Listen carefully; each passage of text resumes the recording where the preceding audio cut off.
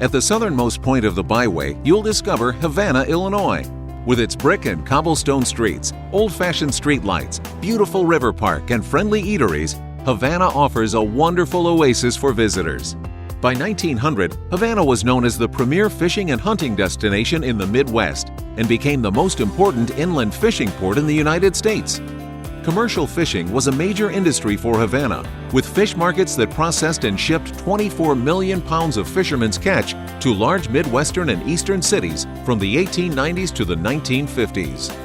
Today, 65% of the pumpkins sold in America are grown in the region, making Havana a must-visit in the fall. Havana was also once a notorious gambling river town. In fact, you can still hear stories of Chicago gangster Al Capone from the days when he would come to Havana to hunt, fish, and gamble at the casinos along the Illinois River. It's been told that he would post his men in town to discourage anyone from robbing the bank while he was in Havana. For you history buffs, Havana's public library is a great resource on the city's history. And as its own landmark, it's the oldest continuously used Carnegie Library in Illinois. If you're a bird's as art aficionado, you'll want to be sure to stop in to view Herman August Glick's collection of hand-carved waterfowl and shorebird figures. At the corner of Main and Pearl, you'll see the historic Havana Water Tower. Still in use, this tower was built in 1889, the same year as the Eiffel Tower. Both the water tower and library are listed on the National Registry of Historic Places.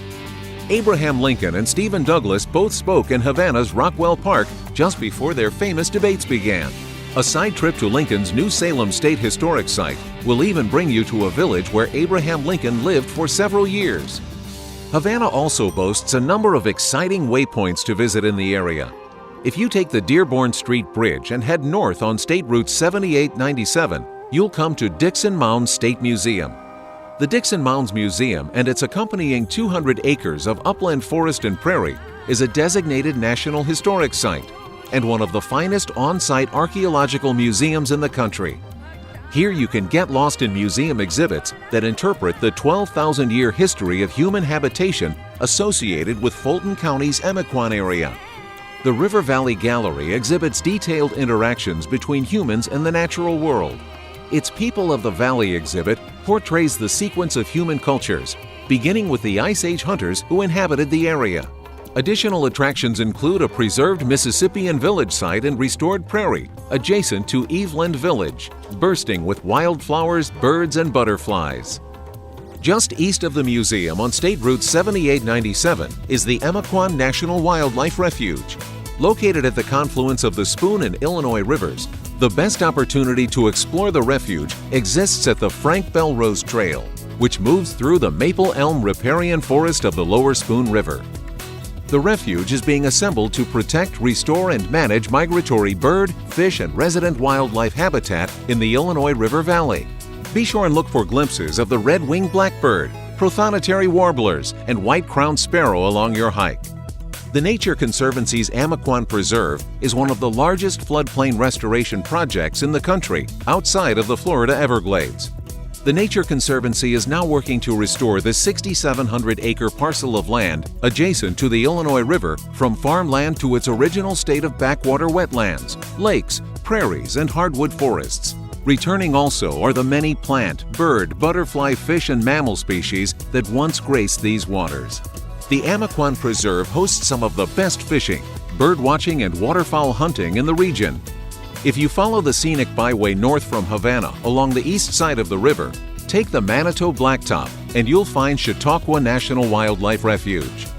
Talk about a birdwatcher's paradise. Between October and March, as many as 80 bald eagles have been sighted here, as well as hundreds of American white pelicans and Canadian geese. The nature trail is even wheelchair accessible, so everyone can watch the waterfowl and enjoy beautiful sunsets. You can even throw in a line and fish in Lake Chautauqua. Heading further north on the Manitou Blacktop are two more waypoints you will definitely want to check out: Sand Ridge State Forest and Jake Wolf Fish Hatchery. Sand Ridge State Forest is the largest state forest in Illinois. Thousands of years ago, the floodwaters of the last glaciation period left a vast deposit of sand near Pekin and down as far east as San Joe. The area later experienced a prehistoric dry period when more desert-like conditions existed.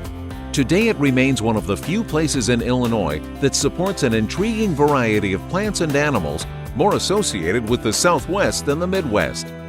This sandy soil proudly boasts a forest of old hickory and pine trees that cover over 7,500 acres of inspiring panoramic vistas.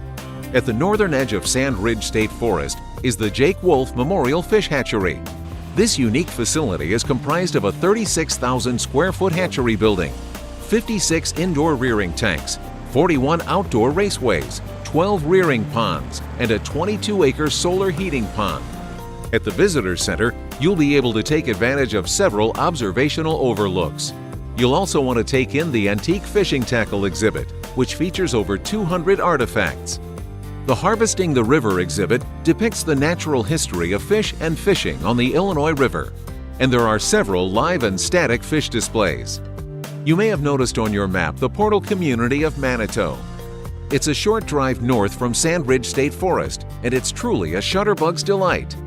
Manitou will reward you with a trip back in time to the 19th century when life was a slower pace. Manitou still has its original Main Street. There you'll find all sorts of local businesses with treasures just waiting to be discovered. There's also a winery to sample locally produced wines and the craft of pottery making in the old train depot. This concludes the tour of the Havana Gateway. For more information on things to see and do while in the Havana area, visit www.scenic-havana.com. To learn more about the Illinois River Valley, select another gateway to continue your adventure along the Scenic Byway.